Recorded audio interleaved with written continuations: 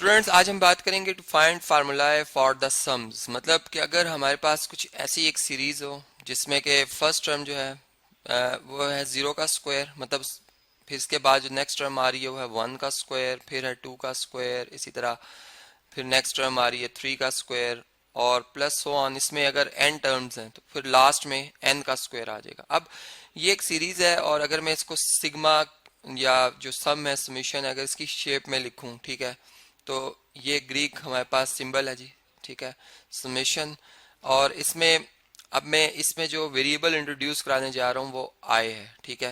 मतलब जो आई नंबर है बेसिकली हम उसका स्क्वायर करें और वो जब मैं जीरो लिखता हूँ आई को, ठीक है, आई जीरो लिखता हूँ तो मेरे पास जीरो स्क्वायर आएगा। जब मैं वन लिखूंगा तो वन स्क्वायर, ऐसा करते करते मैं एन लिखूंगा तो एन स्क्वायर आ जाएगा, ठीक है। इसका आई की जो वेरिएशन है वो जीरो से लेकर एन तक है।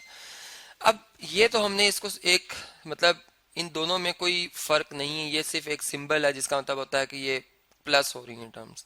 अब मैं चाहता हूँ कि एक ऐसा फार्मूला बनाऊं कि मैं जिसका उसमें जो वेरिएबल मेरा इंट्रोड्यूस होगा उसकी वैल्यू में लिखूं और मुझे अगर फर्ज करें ये देखना हो कि पहली 10 टर्म का मतलब जीरो से लेकर 10 तक जो भी टर्म्स आ रही हैं उनका सम क्या बनेगा। अब वो सम हम किस तरह से फाइंड कर सकते हैं। अब हमने ये फार्मूला बनाना है, ठीक है।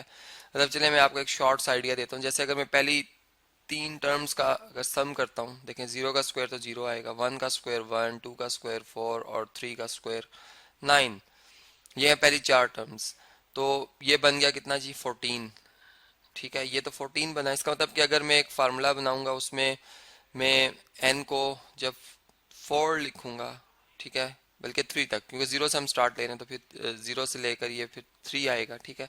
तो हम ये लिखेंगे तो ये हमारे पास उसका जो आउटपुट मिलेगी, मतलब डोमेन में हम 3 लिखेंगे तो रेंज में हमें 14 मिलना चाहिए। अब इस तरह से एक फंक्शन कैसे बन सकता है, इसके लिए हम चलें इसको वर्कआउट करते हैं। देखें हमारे पास हम ये जानते हैं कि एक सीक्वेंस की टर्म्स को प्लस कर दे तो सीरीज बनती है। इसका मतलब सीक्वेंस की जो हमारे पास डोमेन होती है वो सेट ऑफ नेचुरल नंबर भी हो सकती है या फिर सेट ऑफ होल नंबर्स भी हो सकती है। यहाँ पर अगर हम देखें तो ये हमने इसको होल नंबर से मतलब जो है वो स्टार्ट लिया हुआ है कि जीरो इसमें फर्स्ट, ठीक है। मैं एन वेरिएबल के हवाले से बात कर रहा हूँ कि अगर एन मेरा वेरिएबल है उसमें मैं फंक्शन डिफाइन करूंगा।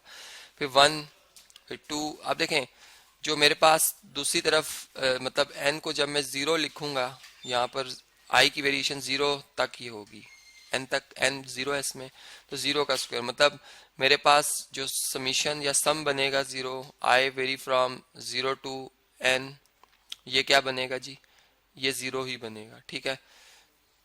वन लिखने से वन आएगा क्योंकि वन का स्क्वायर वन है, ठीक है, यहाँ पर वन आ जाएगा। टू लिखने से फोर आ जाएगा, ठीक है।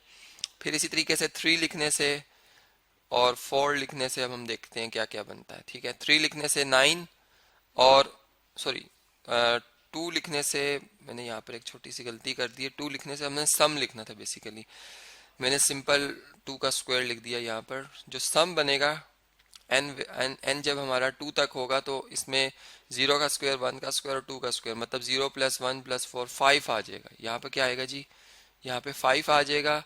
इसी तरीके से थ्री का जब थ्री तक रखेंगे तो ये 14 आ जाएगा और जब फोर तक लिखेंगे तो ये कितना आ जाएगा जी, 30 आ जाएगा, ठीक है।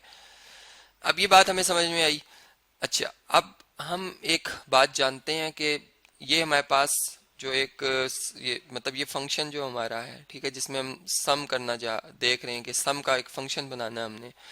इसमें हम देख रहे हैं कि जो डिफरेंस आ रहा है मतलब जीरो का वन से वो वन है, वन का फाइव से जो डिफरेंस है मतलब फाइव का वन से ले लें अगर आप फोर आ जाता है ये, 14 का फाइव से अगर देखें तो ये नाइन बनता है और 30 का 14 से देखें तो ये 16 बनता है। अब ये डिफरेंस चेंज हो रहा है, इसका मतलब कि अगर फर्स्ट डिफरेंस हमारा कांस्टेंट आ जाता तो ये एक जो जो हमारा ये सम वाला फंक्शन है ये एक लीनियर फंक्शन बनता, ठीक है।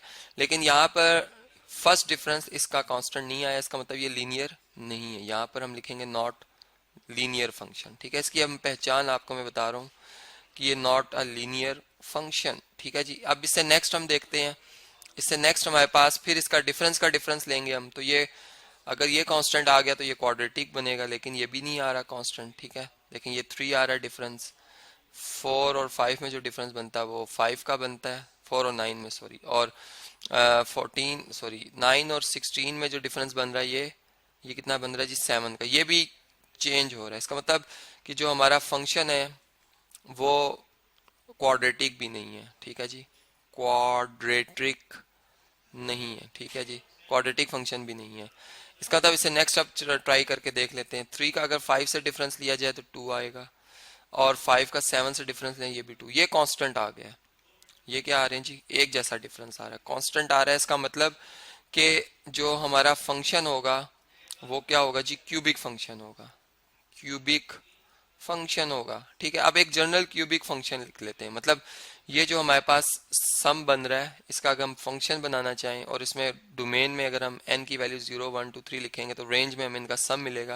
वो कैसे मिल सकता है, हम इस तरह से फंक्शन क्यूबिक फंक्शन बनाएंगे जिसमें एक्स क्यू एन, चूंकि एन वेरिएबल हम इसमें शामिल करें तो एन क्यूब का जो कोफिशिएंट है वो ए होगा, फिर एन स्क्वायर का कोफिशिएंट बी होगा, ठीक है, एन का कोफिशिएंट सी होगा, और डी जो है इसमें वो कांस्टेंट होगी।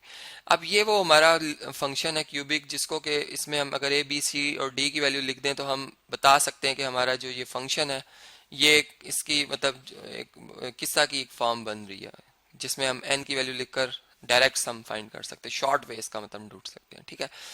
अब मैं इस इक्वेशन को यहाँ से कॉपी कर लेता हूँ, ठीक है, यहाँ से हम इसे कॉपी कर लेते हैं और इसको हम यहाँ पर पेस्ट करते हैं जी, ठीक है, यहाँ पर पेस्ट कर लेते हैं। अब देखें हमारे पास ये जो रिजल्ट आ रहा है बेसिकली हमने इसमें अब देखना ये है कि इसमें ए बी सी और डी की क्या वैल्यू, ठीक है।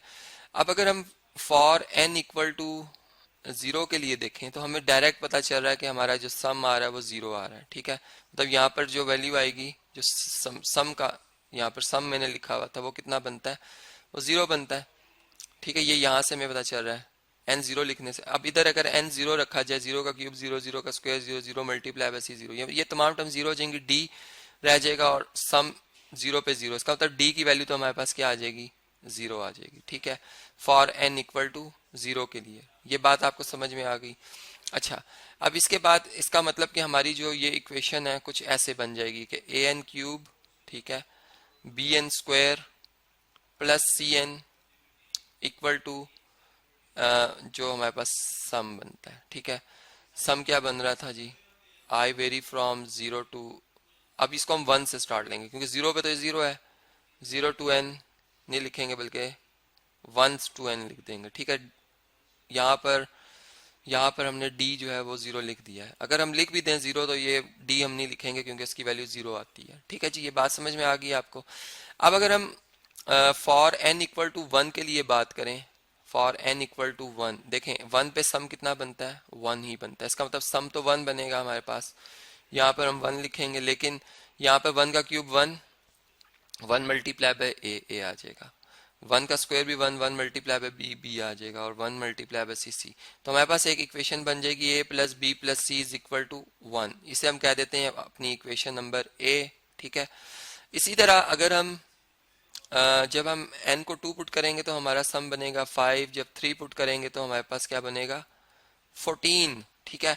अब देखें मेरे पास जो अननोन है उनकी तादाद कितनी है, 3 है, तो मुझे 3 इक्वेशंस चाहिए, ठीक है। अभी ये एक आई है, मुझे 3 इक्वेशंस चाहिए, तो मैं क्या करूंगा इसमें फॉर n इक्वल टू 2 के लिए भी और फॉर n इक्वल टू 3 के लिए भी इस इक्वेशन को मैं यूज करूंगा। अब 2 के लिए 5 और 3 के लिए 14 बनता सम, ये आप याद रखिएगा, ठीक है जी।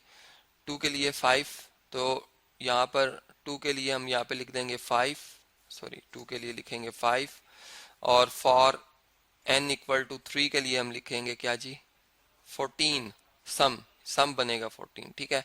इसे इक्वेशन जो बनेगी इसे b कहूंगा और इसे मैं c कहूंगा। अब पहले हम 2 के लिए देखते हैं कि इस इक्वेशन में जब हम n को 2 पुट करेंगे तो 2 का क्यूब 8, 8a आ जाएगा, ठीक है, प्लस 4b आ जाएगा और प्लस 2c आ जाएगा। एक इक्वेशन ये बन जाएगी, ठीक है। और जब हम n को 3 पुट करेंगे तो हमारे पास जो इक्वेशन बनेगी 3 का क्यूब होता है 27a, मतलब 27 और a से मल्टीप्लाई हो जाएगा, फिर 3 का स्क्वायर 9b आ जाएगा और 3c आ जाएगा, ठीक है जी।